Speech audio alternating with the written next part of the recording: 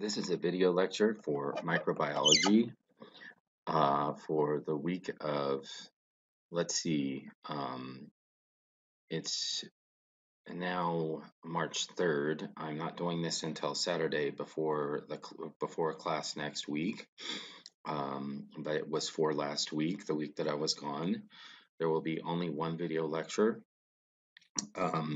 This might be split up into two parts depending on how much my voice will hold out for the entire lecture. But we were talking about methods of physical control. We're in chapter 11, and the different methods of physical control include moist heat, dry heat, radiation, cold, desiccation, which is dehydration, and then filtration. Now, moist heat is required for sterilization, especially for spores. You cannot kill spores with dry heat. The spore wall is impervious to dry heat unless you incinerate. Incineration is the most effective form of sterilization, but many times it's just not practical. So we rely upon moist heat. So for moist heat, we have steam under pressure. We can autoclave something at 121 degrees C and 15 psi, and that's saturated steam, so the steam is still fairly wet. You can also use non-pressurized steam, only it takes much longer. When you use an autoclave, it takes about 20 minutes, whereas tyndallization takes 30 to 60 minutes, and you have to repeat it over 3 days. Pasteurization is not sterilization, it's more disinfection, because you're only getting rid of organisms that would be susceptible to a lower temperature and a lower incubation time, so some microbes will survive. Boiling water. You hear this on old movies when somebody's having a baby, boil water. And you expose items directly, you put them directly in the water and you expose them to boiling water for about 30 minutes, and that will kill most non-spore forming organisms, but it does not kill spores. Dry heat is less effective, does not kill spores. But the absolute most effective way to sterilize an instrument is incineration. This will be on the test. This is more effective than moist heat, but again, it is not practical to incinerate media. There are just a lot of things that aren't available for incineration, or you would change the nature of the formulation if you incinerated it, so we just don't do that for everything. But for a loop, it is the quickest, easiest, and most effective way for sterilization. Dry heat would include a hot air oven. This is a convection oven. It's a circulated oven, and sterilization requires very high temperatures, much higher than what you would see in a steam autoclave, 150 to 180 degrees Celsius over 2 to 4 hours. You can also cool down organisms. You can get them at temperatures below freezing. That does not kill the bacteria, but it retards their growth. Okay. Temperatures ranging between -70 and -135 degrees Celsius are used to preserve bacteria, viruses, and fungi, and so you can preserve their characteristics over long periods of time, but then when you thaw them back out, then the bacteria, viruses, fungi are active. Desiccation is air drying. You can kill some more delicate pathogens, especially protozoan pathogens and some fungi. And then finally, lyophilization is a combination of freezing and drying. It's freeze drying. It's a common method of preserving microorganisms for many years. And usually, if an organism doesn't transport well, it will be freeze dried before I receive it from the company where I order organisms. And in order to get the organism back into a vegetative state, you just rehydrate it in liquid media and let it incubate over 30 minutes to an hour, and then it's ready to go into a petri dish, and it survives quite nicely. Radiation. is any type of energy emitted from atomic activities and dispersed at high velocity. And here we're talking about gamma rays, X-rays, or ultraviolet radiation. And ionizing radiation is only gamma rays and X-rays. But what we mean by ionizing radiation is when an orbital electron is ejected from an atom and it creates an ion. And that causes mutations into DNA. By ejecting that orbital electron, then you can have a base change from an A to G or G to T or whatever. And this causes DNA damage through mutation, also causes protein damage. Food irradiation is used in this fashion, both gamma and X-rays. There are some hospitals that use this to sterilize medical equipment, and they routinely use this to sterilize mail that goes to Congress due to the anthrax attacks back in 2001. All congressional mail is routinely subjected to ionizing radiation. Non-ionizing radiation would be like UV light, but it does cause DNA damage. It causes the thymine to kink by cross-linking. It's not as penetrating as ionizing radiation, and usually this is used for disinfection. You don't get all organisms killed, and is used in both food and drug applications. Okay. And this figure here shows the different things that can happen when DNA is broken or damaged. You can have a double strand break. You can have a hydrogen bond break. You can have a pyrimidine dimer where thymine will dimerize and cause a kink. You can have a base loss or a base change. So you can get some type of mutation. And then you can get faulty cross-linking between two guanine residues. So instead of having a hydrogen bond, you have this diagonal covalent bond here. And then you can also get single strand breaks. So lots of different things can happen to DNA due to ionizing and non-ionizing radiation. Non-ionizing radiation particularly causes this pyrimidine dimer where you get thymine linkages and DNA kinks. Filtration is used for liquids or gases. It's a very convenient method if you are pumping air into a bioreactor and you need the air to be sterile.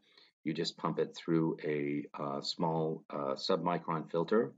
It's also used in liquids in order to preserve the liquid's flavor.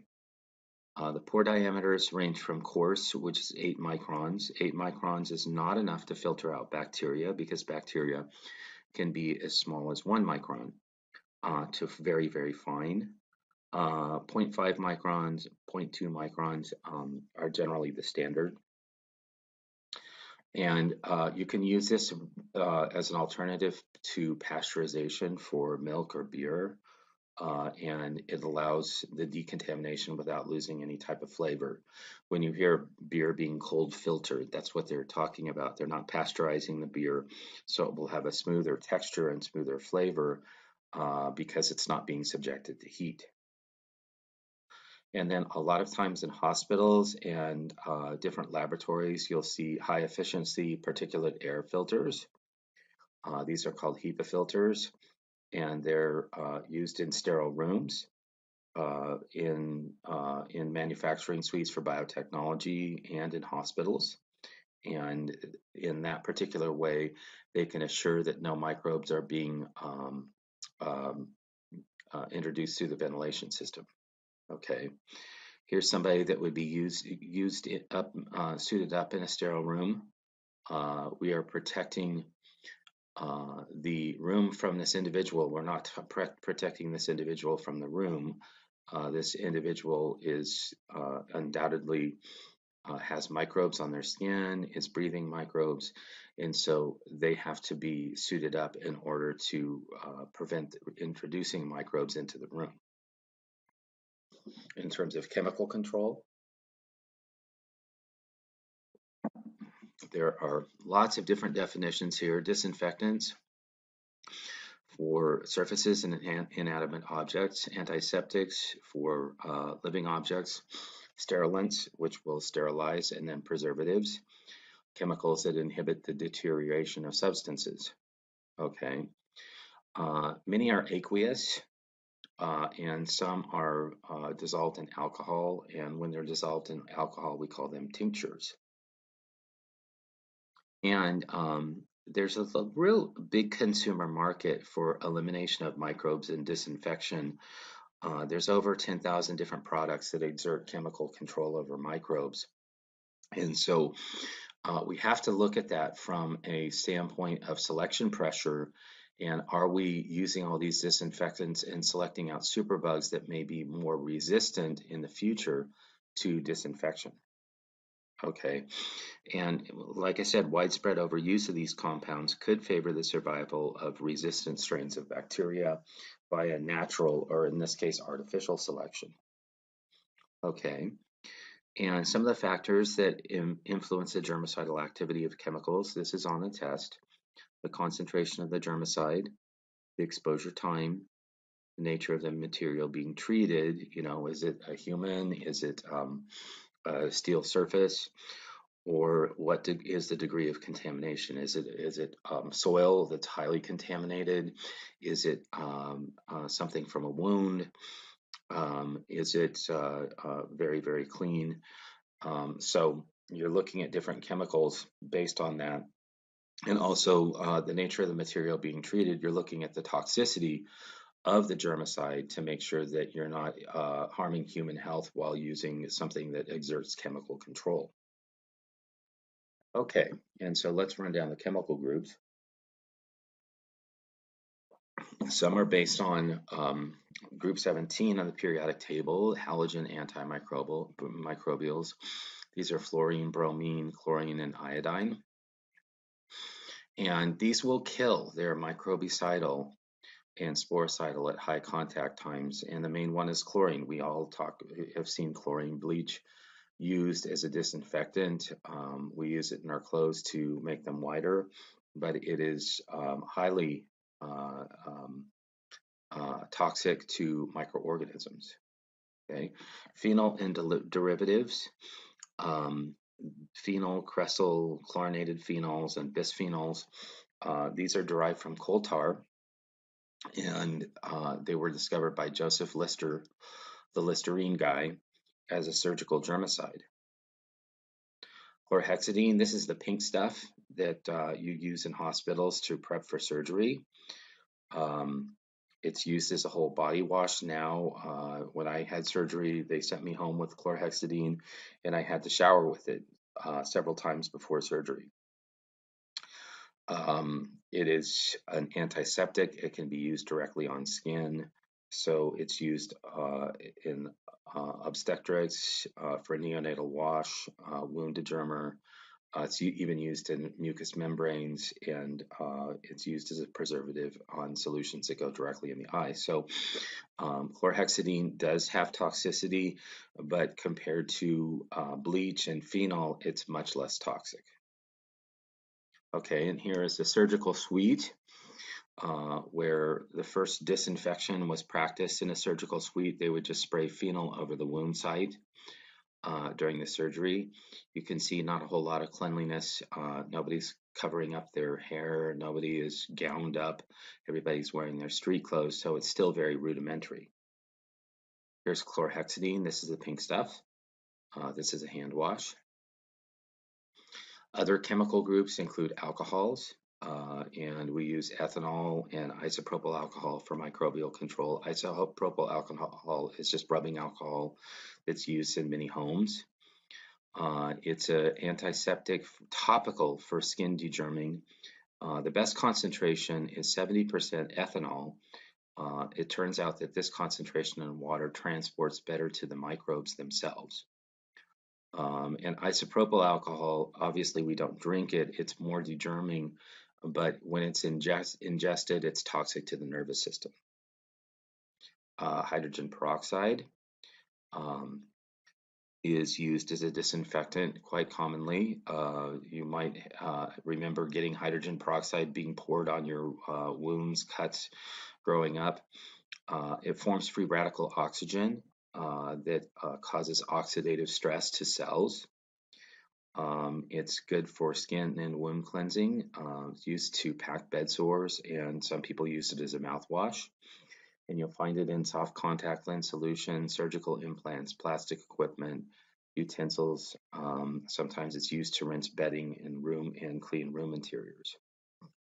And then detergents, just normal like hand soap or dish soap or dishwasher detergent or laundry detergent, act as surfactants. Surfactants have a phospholipid characteristic, and so they disrupt the cell membrane. When you disrupt the cell membrane, that leads to cell death, and you can mix it with another toxic antimicrobial like chlorhexidine or iodine, and that will allow the cell to be killed more quickly. As the cell membranes are rinsed away, then the toxic chlorhexidine iodine goes into the cell and actually kills the cell very quickly. Here's a bed sore. This is commonly packed with hydrogen peroxide. This is due to pressure for somebody that is seated or laying down in a single position for a long, prolonged period of time. Here's hydrogen peroxide bubbling up in the wound. Skin, the lower layers of skin contain catalase, which catalase will cause hydrogen peroxide to turn to oxygen and water, and oxygen causes the bubbling. And here's somebody packing a bed sore. This one's quite deep, and so they pack it with bandages that have been soaked with hydrogen peroxide.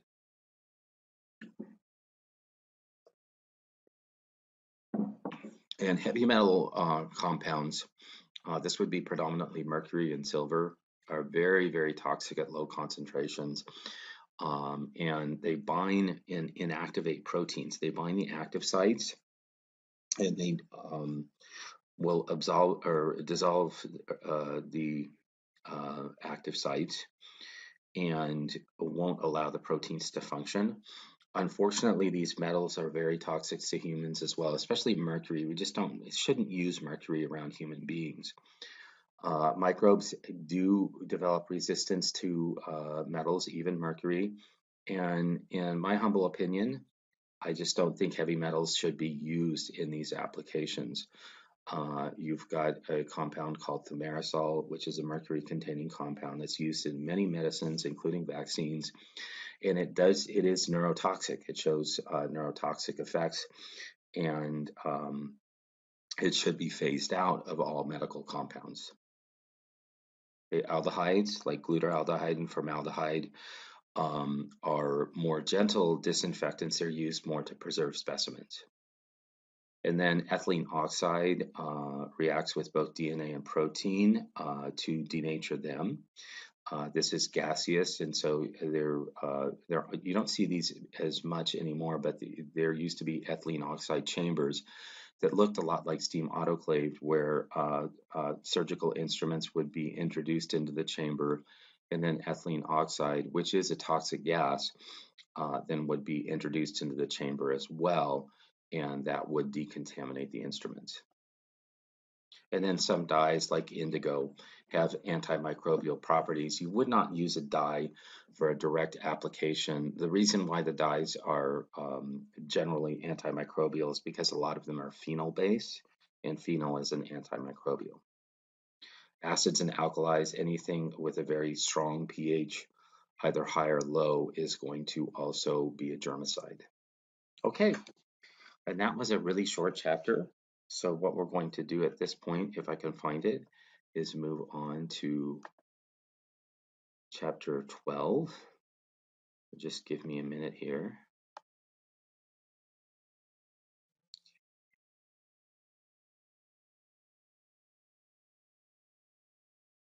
And in chapter 12, we finally start talking about antibiotics. Okay, I'm going to take a minute here and check my time on the recording. Okay, I've only been talking for about 19 minutes, so I'll keep going. So in chapter 19, we call this chapter chemotherapy, but it has nothing to do with cancer. In this case, we're defining chemotherapy more broadly as any type of chemical therapeutic that would have an antimicrobial activity. It is a therapeutic, so it's being ingested, injected, introduced somehow into the human body. But here in this context, we're talking primarily about antibacterials, which are antibiotics. We're talking about antivirals and antifungals, antihelminths, and antiprotozoans. So we're going to talk about the different antimicrobial chemical therapeutic agents, talk about the types and their origins. And it's important, this is not on test 2, but it will be on test 3 to understand the modes of action of these chemitherapeutic agents. And then we'll understand toxicity. How are these drugs interacting with the hosts that we're treating, namely human hosts, and what do we need to watch for in terms of compromising hosts by introducing too much drug or the wrong drug? Okay, so a chemotherapeutic drug is any chemical used in the treatment, relief, or prophylaxis of a disease. Prophylaxis is just prevention. So when we use a prophylactic drug, the individual doesn't have the infection. We're just preventing something that may be imminent. An antimicrobial is just the use of chemotherapeutic drugs to control infection, and any antimicrobial drug, regardless of origin. Antibiotics are produced by some microorganisms. They can come from fungus, they can come from bacteria, and it's important to know that antibiotics exclusively attack bacteria. So if you have a function that's not bacterial in origin, you are not going to get an antibiotic. Semisynthetics are also antibiotics. These are antibiotics that are modified in the laboratory after they've been isolated from either other bacteria or other fungus. Synthetic drugs are, for example, sulfa drugs, sulfonamide, are completely synthesized and they're generally petroleum-based. They come from the laboratory and they're just a product of chemical reactions. Narrow spectrum antibiotics only attack a very narrow range of microbial type. Broad spectrum antibiotics are the opposite, and they're effective on a broad range of microbial type.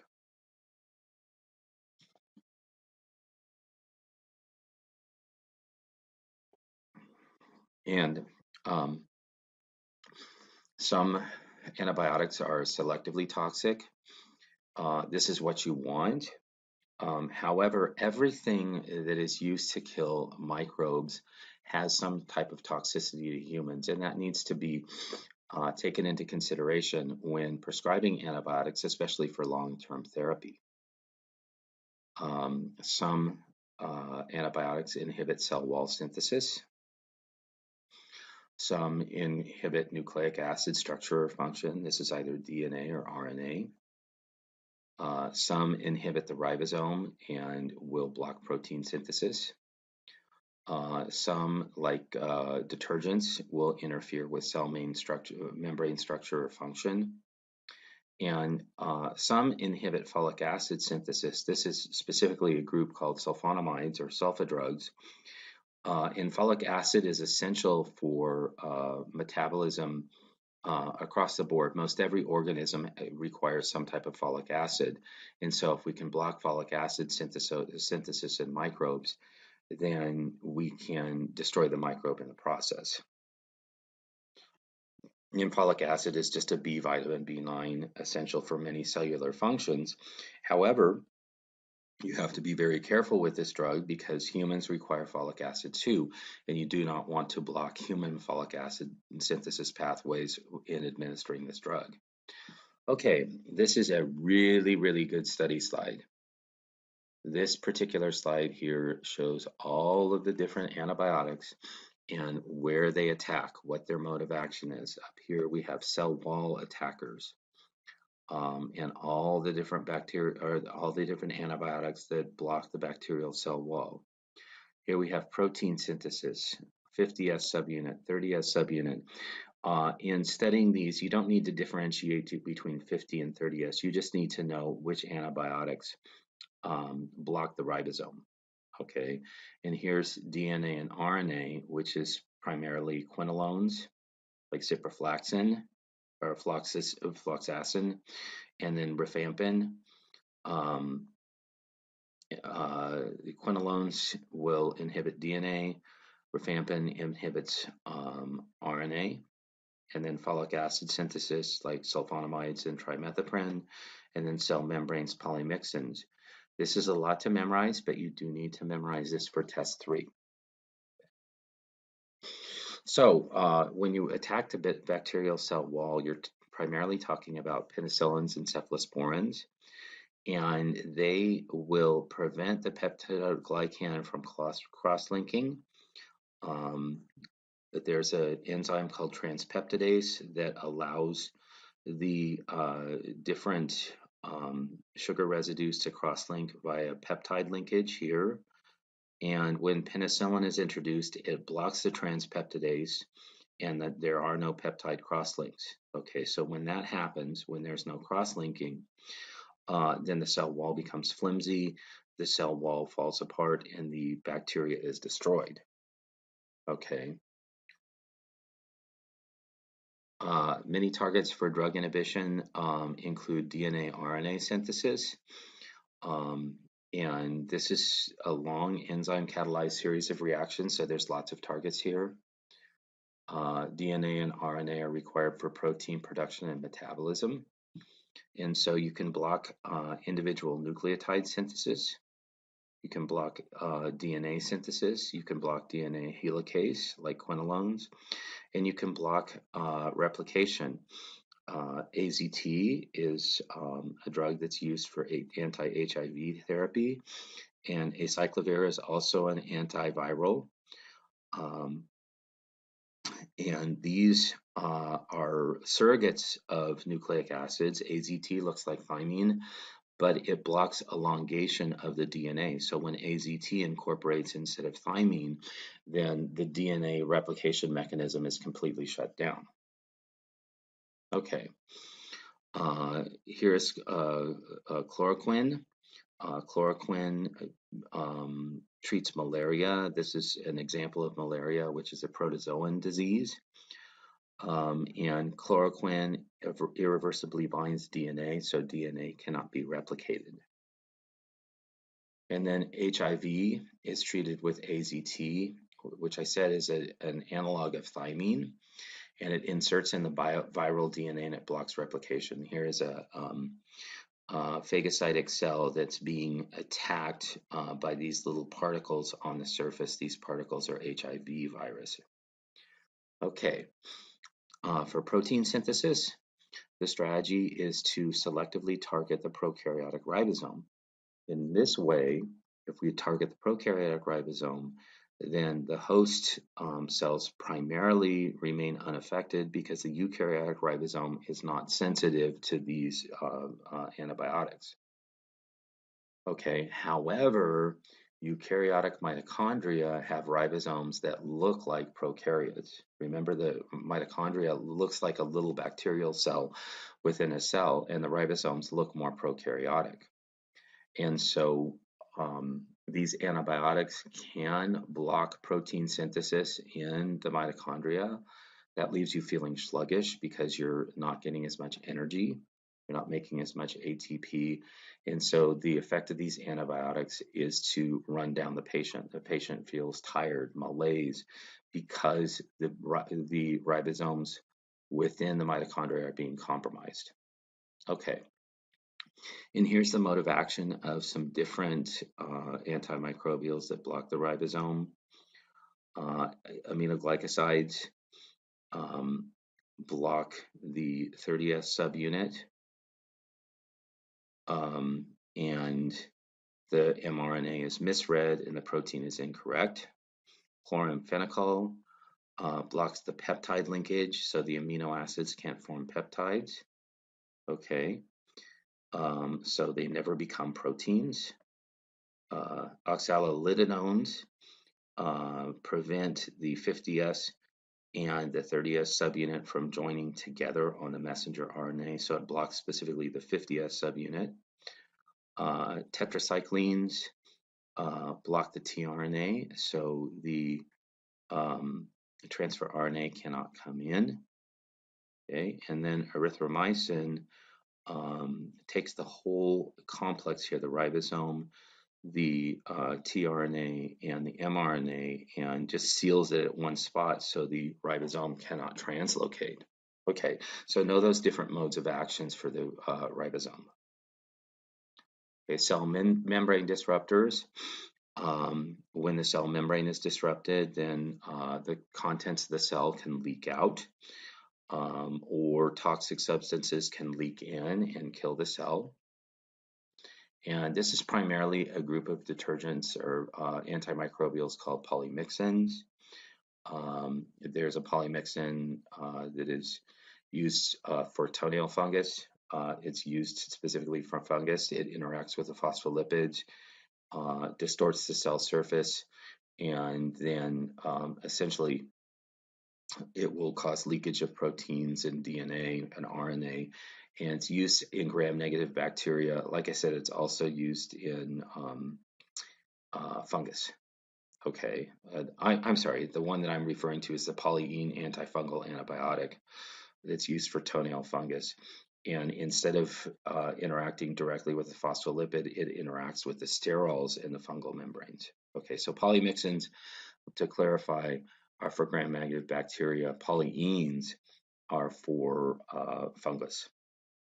Okay, here's somebody with thrush, which is a yeast infection in the throat and in the mouth. And nystatin is a polyene antifungal, and that's used to treat thrush. Okay. Blocking folic acid synthesis is another mode of action. And here it's competitive inhibition. The drug itself, which is a sulfa drug, competes for the binding site where folic acid would be synthesized along the biosynthetic pathway. And it's a metabolic analog of a precursor to folic acid, and so it's not a true substrate, but it does block the enzyme binding site. So the enzyme is no longer to produce metabolite because the binding site or the active site is occupied by this analog. And so cellular metabolism slows or stops and the microbe dies. Okay. And sulfonamides, which are also called sulfa drugs, are the primary therapeutic. These were used prior to penicillin. Sulfa drugs were used, if you ever watch reruns of the old TV show MASH, they'll always talk about sulfa when they're sitting there in the surgical suite. And sulfa is just used to disinfect the wound site. That's what a sulfonamide is. And then trimethoprim is another type of antimicrobial that blocks folic acid synthesis. Okay, toxoplasmosis that you get from kitty litter, and you want to avoid kitty litter when you're pregnant because toxoplasmosis can compromise or kill the unborn child, is treated by sulfonamides. Here's a UTI. This is being treated with trimethoprim.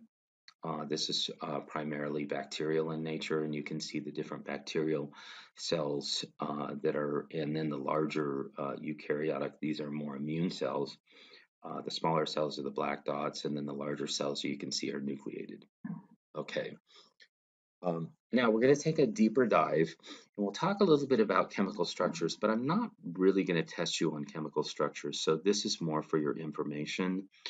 When you look at the penicillin group, which targets the cell wall, these end in the suffix -cillin, and they have a thiazolidin ring, a beta-lactam ring, and a variable side chain. So the constant region here is this thiazolidin ring, and then a beta-lactam ring you always see on penicillin. And then the side chain here varies, And by mixing up that side chain, you can actually vary this chemically. Then you can prevent antibiotic selection. When something becomes, say, resistant to penicillin G, then you can change out the side chain, and perhaps that would be susceptible to that particular antibiotic. Penicillin G and V are the most important natural forms, and it's used primarily for sensitive gram-positive cocci and some gram-negatives. Ampicillin, carbenicillin, amoxicillin are probably better just because penicillin has been around for such a long time that many microbes have adapted. Say gonorrhea is not treated by penicillin anymore because all of the circulating strains of gonorrhea in the human population are penicillin resistant. Penicillinases are the enzymes that are produced by resistant bacteria, and these directly break down penicillin. These penicillinases are encoded for by genes that are on plasmids, and these plasmids are readily exchanged with other bacteria through conjugation and then also through replication. And so this is how antibiotic resistance spreads, just by these enzymes that break down antibiotics that naturally occur in bacteria. And penicillinase resistant antibiotics include methicillin, nafcillin, and cloxacillin. And so when something is then resistant to penicillin, then we use something like methicillin in order to overcome that resistance. Clavulanic acid also inhibits penicillinase, and it's added to amoxicillin in the super antibiotic Augmentin. Augmentin is used a lot, but clavulanic acid can have some severe side effects, so it's very easy to develop some type of immune reaction to Augmentin very quickly. Excuse me. Cephalosporins are another type of antibiotic. These also attack the cell wall, and they come from a mold called Cephalosporium acremonium, and they're usually broad spectrum. They're resistant to most penicillinases, and you don't see as many allergic reactions because they just haven't been circulating the human population for a long time. Some are injected, and this includes Keflex and Rosafen. Keflex, a lot of these are used based on their patent lifetime. Keflex is off patent, is now a generic drug, and so you don't see it used as much because there isn't as much of incentives for companies to market this. Rosafen targets respiratory, skin, urinary, and nervous system infections. Okay.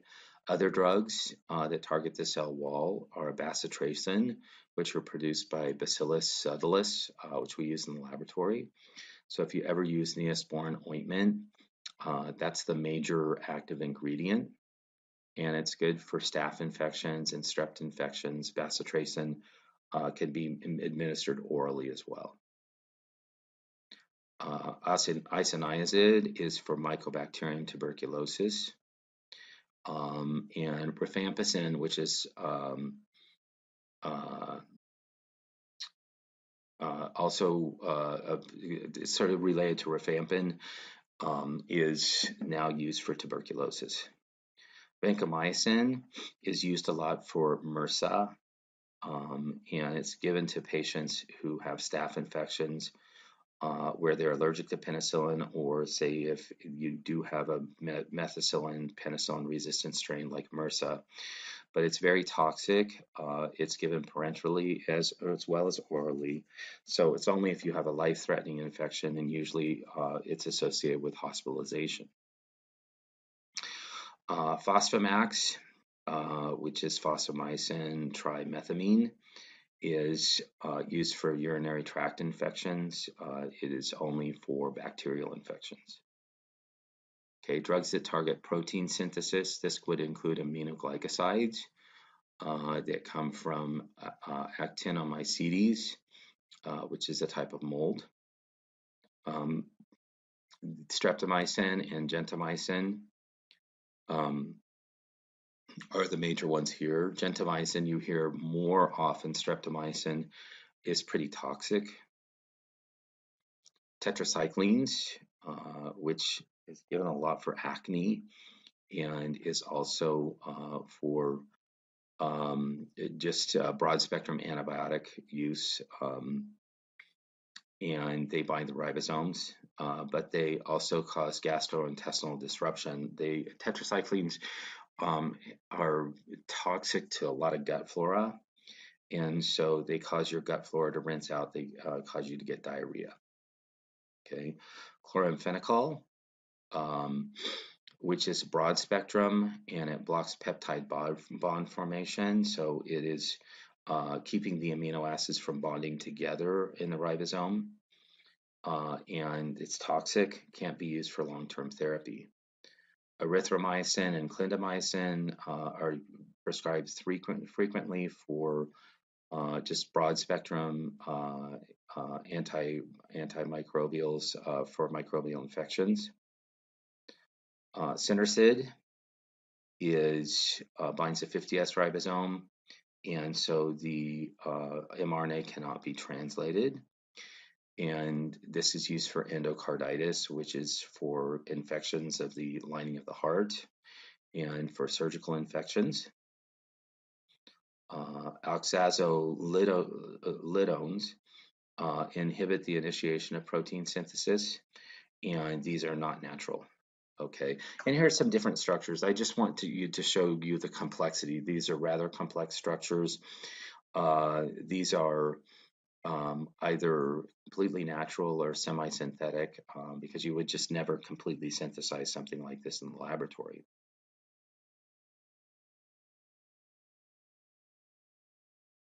Targeting DNA or RNA biosynthesis. You have fluoroquinolones, norfloxacin and ciprofloxacin. You probably have heard of Cipro before, are used for a variety of infections.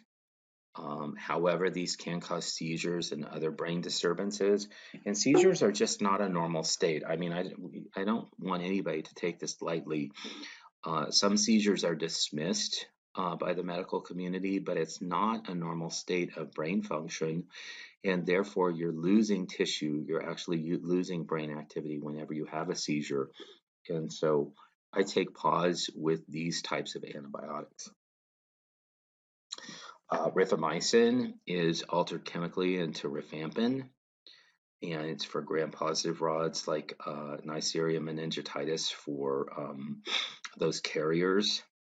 Also Legionella, Legionnaires disease, Brucella, brucellosis, and Staphylococcus infections. And here's a meningitis. These are just lesions. Meningitis is affecting the nervous system. And so you see these lesions that are characteristic of this particular infection.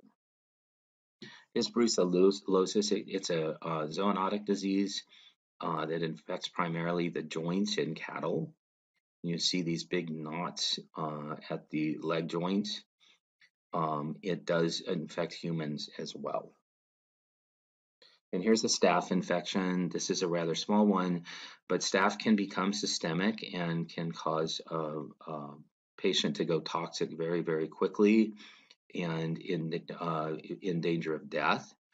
And so you want to treat a staph infection aggressively. The target cell membranes, polymyxins, their fatty acid composition looks a lot like phospholipid bilayers, so they integrate into the phospholipid layer and break it up like a detergent would. Daptomycin is a lipopeptide. It's made by Streptomyces. Daptomycin is good against gram-positive bacteria, and it disrupts membrane function. For fungal infections, you also have detergents like macrolide polyethylenes or polyenes. Nystatin and amphotericin B are used quite frequently. Griseofulvin is used for athlete's foot. For dermatophytes, dermatophytes are infections of the skin. Azoles are antifungals with a complex ring structure like miconazolin for topical infections like jock itch. And flucytosine looks like cytosine, but when it integrates into messenger RNA, then it blocks transcription. So the messenger RNA cannot elongate, and then that blocks protein production. Okay. Then parasites. Parasites, we're primarily talking about malaria here, and quinine is the principal treatment. It is used quite ubiquitously, but there's a problem that there's no single drug that covers all the stages of Plasmodium, which is the active agent. It's a protozoan in malaria, so quinine is only effective in certain stages. Another parasite, which is for the protozoan Entamoeba histolytica, or for Giardia or Trichomonas, is flagell. Flagella is used a lot in Giardia. We get a lot of Giardia in the United States because it's carried in deer poop. And so when you drink the water, when you drink streams and unfiltered or unpurified water, then you're susceptible to getting Giardia, which is a diarrheal disease. Another parasite would be a helminth. And this is challenging because helminths have quite an intricate physiology that looks a lot like human physiology. So because of the physiological similarities in the eukaryotic cell structure, then it's a challenge to manufacture a drug that's not going to affect the host as well with a similar physiology.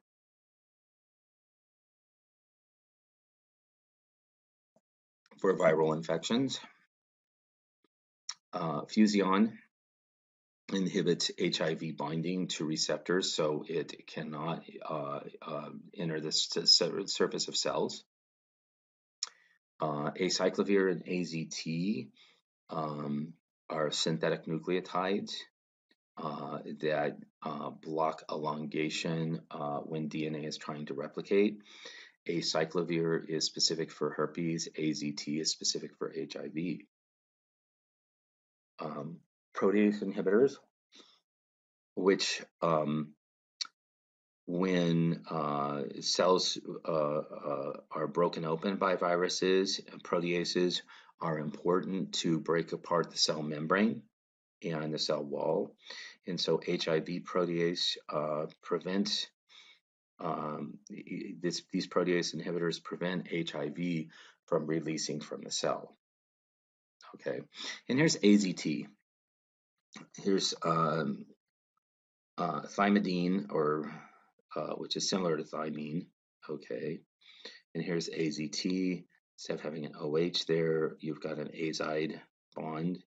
And when AZT incorporates into DNA, then nothing can join to it. It just doesn't have a place for a phosphodiester bond. Okay, so this blocks elongation here, and nothing can integrate and fill out this duplicate strand of DNA. Okay, common side effects though, AZT is really, really rough on patients. And so usually it's a very low dose drug. It causes nausea, headaches, changes in body fat, discoloration of fingernails and toenails, can also cause anemia and bone marrow suppression. And here's somebody that has this sort of changes in body fat. You see this look a lot with HIV patients that have full-blown AIDS, and you think that it's a side effect of the disease. It's more of a side effect of the medicine. You can see that this individual has sort of maldistribution of fat in his cheeks. Okay, so he's got sort of sunken cheeks here close to his nose, and then they're just a little more full out, as you get closer to his ears. This is called lipid dystrophy, and it's a maldistribution of fat. It's not a side effect of HIV, it's a side effect of the drug AZT. Okay. You can take human proteins as antivirals. The primary one is interferon. There's interferon alpha and gamma. Has antiviral and also anti-cancer properties. They use these a lot in hepatitis C specifically. It does play a role in natural immunity, but only at very low doses compared to what you would give therapeutically. So we just take the gene out of the humans and we make megadoses of human interferon using recombinant DNA technology.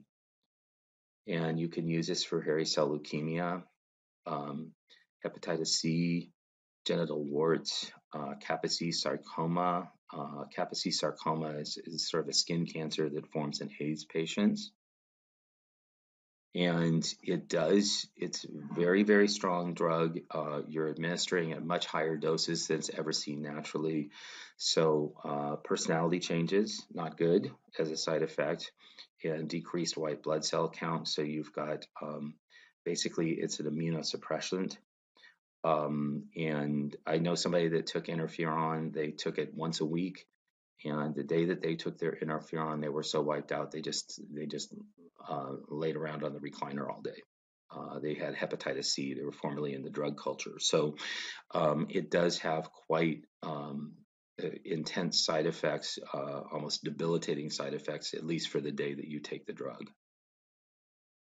Okay, here's hairy cell leukemia.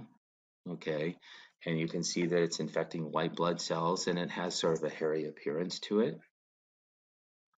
This is somebody that has hepatitis C. This is what happens to the liver. It becomes cirrhotic, very, very swollen, very much hardened and non-functional. Okay, and here's an HIV/AIDS patient that has Kaposi sarcoma. You can see these lesions on the skin. It's a type of skin cancer that's formed. When the immune system is blocked, such as it is in HIV patients, then they're more susceptible to this type of cancer.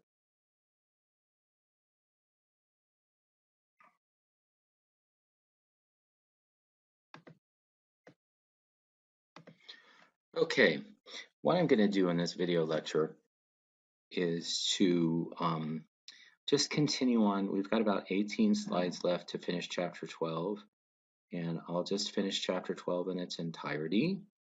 And I do want to remind you, however, that chapter 12 is not on exam 2. It will be on exam 3 in its entirety. But let's continue on. So one of the things that we have to look at in terms of antibiotics, especially in any type of antimicrobial drug, is when the pathogens become resistant to that drug.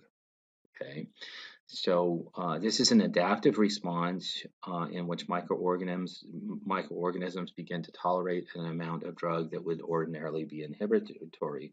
And this is just a product of how natural selection works.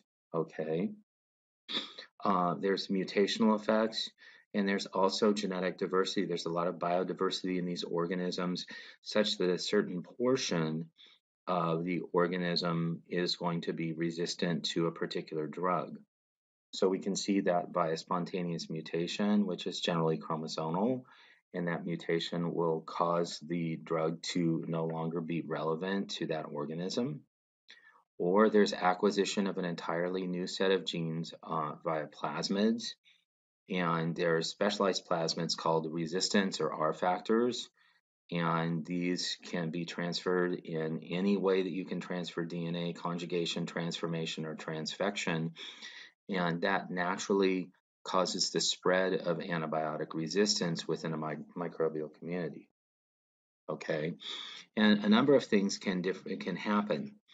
A drug like penicillin by penicillinase can be inactivated by cutting up the beta-lactam ring. A drug which would normally be received by a cell surface receptor, the receptor modifies even by just one base pair, then that drug can no longer fit the receptor and no longer has access to the cell. Some membrane proteins are pumps, and they'll be activated when a drug comes into the cell, and the drug pump then will pump it outside of the cell. If the ribosome mutates and the binding site is different, then the drug will have no effect. And then in some ways, there's analogs to the metabolic pathway, where normally you'd have a linear pathway that goes to a product. and all of a sudden then the enzymes will mutate and work around the pathway that's being blocked by the drug that's being administered. Okay, so there's lots of different things that can happen to cause drug resistance. Okay, we know that we use selection pressure in recombinant DNA technology to select out transformed cells. It's the same principle that applies here. There is a certain portion of the population that will be naturally resistant to antibiotics, and as we administer antibiotics, we are selecting out for that resistant population. Okay, and without selection pressure, those drug resistant cells just hide. They grow along with the drug susceptible cells. And then when you provide selection pressure, then the drugs grow favorably. And in this case, the selection pressure is just giving a human an antibiotic and then letting the drug-resistant cells grow up. Okay. There are some ways to combat this. However, nature always finds a way around the drugs that we use. One of the methods is to target iron gene scavenging capabilities of bacteria.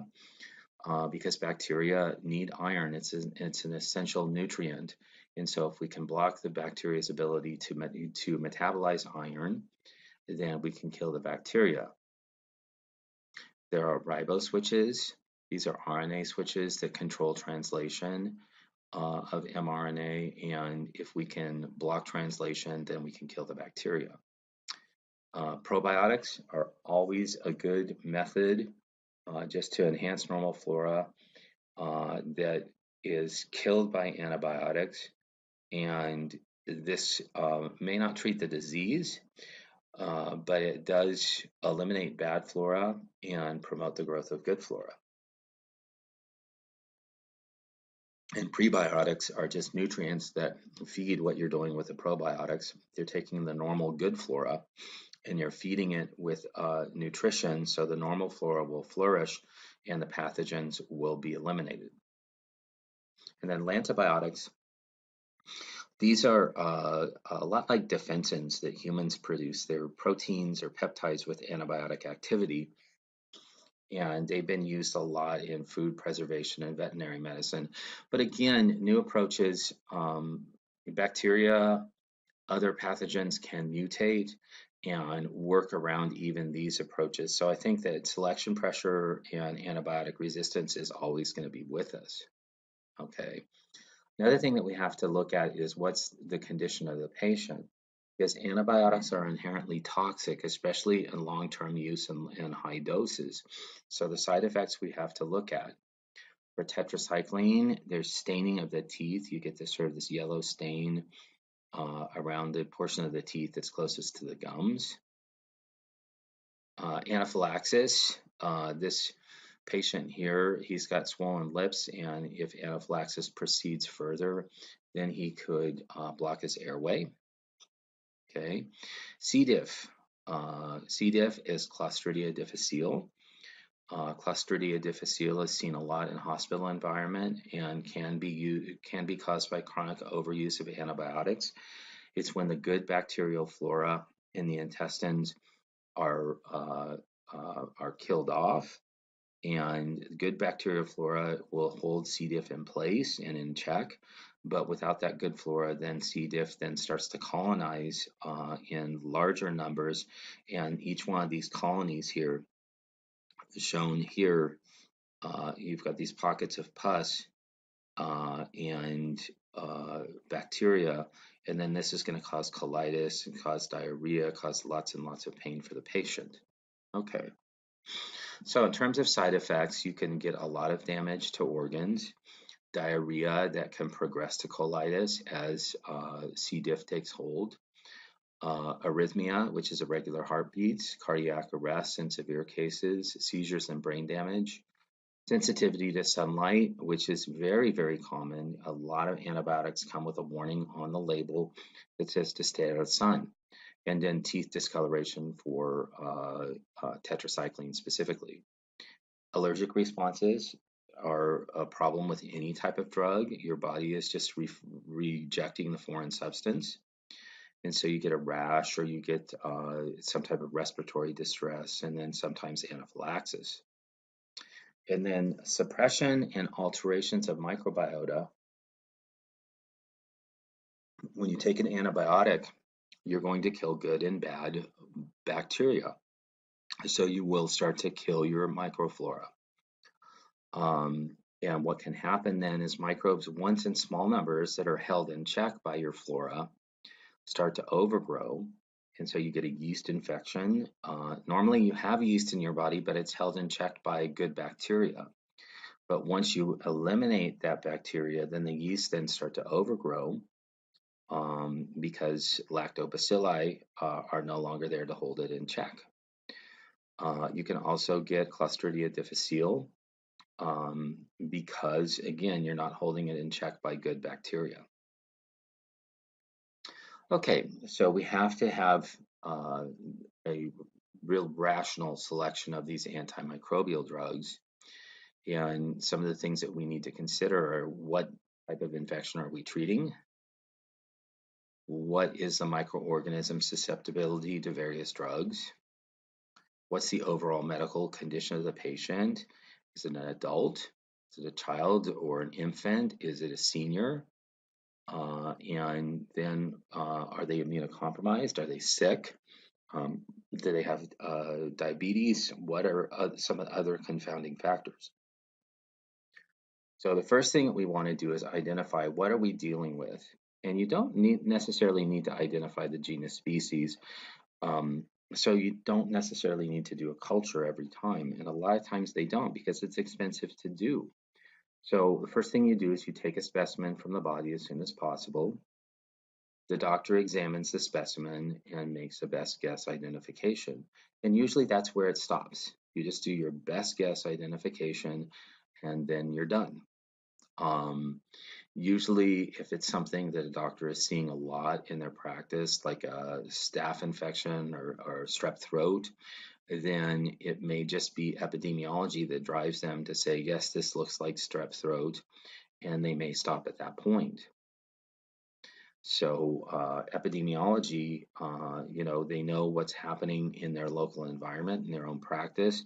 They can check in with the public health department to see if there have been a lot of diagnoses of strep. And so you can predict the agent based on its condition. Then with strep, you usually do a culture, but you don't delay administration of the antibiotic for that culture. Usually you do your best guess, administer the antibiotic, and then let the culture incubate for 24 to 48 hours to get the result. Okay. So testing for drug susceptibility is usually not done for routine infections. For 95% of all infections, a best guess diagnosis is usually fine. So fungal and protozoan infections, streptococcus, anaerobic bacteria, usually if it's seen a lot, then you don't need to test susceptibility because the testing has been previously done. But you can do in vitro activity using what's called a Kirby-Bauer test. And in the Kirby-Bauer test, you take small discs that are impregnated with antibiotics, and you use this to determine the minimum inhibitory concentration, the smallest concentration of the drug that visibly inhibits growth. And so you take these discs and you put them on a lawn of the infection. You just grow up the patient's infection in a petri dish, and then you see which disc, which antibiotic does the best in terms of inhibiting. You get these zones of inhibition. You measure the zones of inhibition with a ruler just by diameter. And then based on previous history, then you can tell, is that infection resistant, susceptible resistant or susceptible to the antibiotic, or if it's in an indeterminate range. Okay, so here's some previous results for different drugs. You've got a zone of susceptibility. If the zone of inhibition is greater than 13 millimeters, then the bacteria is susceptible to bacitracin. If it's resistant, then the zone of inhibition is less than 8 millimeters. An actual result here for Staph aureus is 15. So since 15 is greater than 13, then we know that bacitracin is killing Staphylococcus. So Staphylococcus is susceptible to that antibiotic. Okay, if it's resistant, say down here for neomycin, and I don't like that one. Penicillin G, if it's resistant, 10 is less than 20. So Staphylococcus aureus is not being treated by penicillin G, then we would label that the organism is resistant to that antibiotic. And if it falls somewhere in the middle, say for erythromycin, we have a zone of susceptibility is greater than 18, a zone of resistance is less than 13, it goes in 15, then we call that intermediate or I. Please study this and know how this chart works. I'll try to go over it again in lecture. You may have to remind me when we lecture after we take the test. You may have to remind me because this is on exam 3. You need to know how Kirby-Bauer tests work. Okay, and a lot of times antimicrobial therapy won't work. It doesn't work every time. It works a lot of the time, and so we're used to taking an antibiotic and getting better. But sometimes the drug won't get into the right body compartment. Sometimes there's drug resistance within the infection that is unseen during testing. Sometimes it's a mixed culture infection, so you're treating one organism, but you aren't treating the other organism. Okay, and so in order to rate the effectiveness of these antibiotics, we have what's called therapeutic index. Okay, so, and this is another thing that we have to, I really want you to pay attention to this calculation because it is on the exam, on exam 3. So this is just the ratio of dose of drug that's toxic to humans compared to the minimum effective dose. So the toxic dose we put on the numerator, that's toxic to humans. The minimum inhibitory concentration, which is toxic to the infection, is put in the denominator, and then we get the therapeutic index. We always want the therapeutic index to be as high as possible. It should be much, much greater than 1, because if it's less than 1, then it's more toxic to humans than it is to the microbe. Okay, so when you're doing comparison of therapeutic indices, you always want to pick the one that is the highest. Okay, higher TI is better. So let's say our minimum inhibitory concentration to kill microbes is 9 milligrams per milliliter. In a toxic dose for humans, if it's 50 milligrams per milliliter, so the toxic dose is higher than a minimum inhibitory concentration. So this is an acceptable antibiotic. We just do the math, and then the therapeutic index is 5.56. If we had another antibiotic come along that had a therapeutic index of 8, then we would pick the one with 8 because a higher therapeutic index is better. Okay, you also have to look at pre-existing conditions in the patient. Do they have allergies to specific drugs? Have they tried a specific antibiotic like Cipro or Augmentin and gotten a rash before? You risk somebody developing anaphylaxis if they have a drug allergy. Do they have any organ damage? Are they alcoholic? Do they smoke? If they do, then antibiotics may cause more damage to an already damaged system. Infants, elderly, pregnant women, you have to consider that the drug is going to have a greater toxicity on these compromised patients. You know, infants are developing, elderly have declining organs, pregnant women, you want to look at the health of the unborn child. Drug incompatibilities, are they taking something else? Do they have a chronic condition like diabetes, where if they take the antibiotic would be rendered ineffective, or would it cause some type of severe reaction? Do they have a genetic disease? Do they have a metabolic disease? Diabetes? Are they obese? is there some other condition that would warrant not using an antibiotic or using a different antibiotic? And then where is the infection? Is it topical? Is it systemic? That's going to determine the dose and how it's administered. Route of administration, exactly. Okay, and then cost of drug. If you can prescribe a generic drug, they're no longer patented, so they can be produced by any company and produced much cheaper.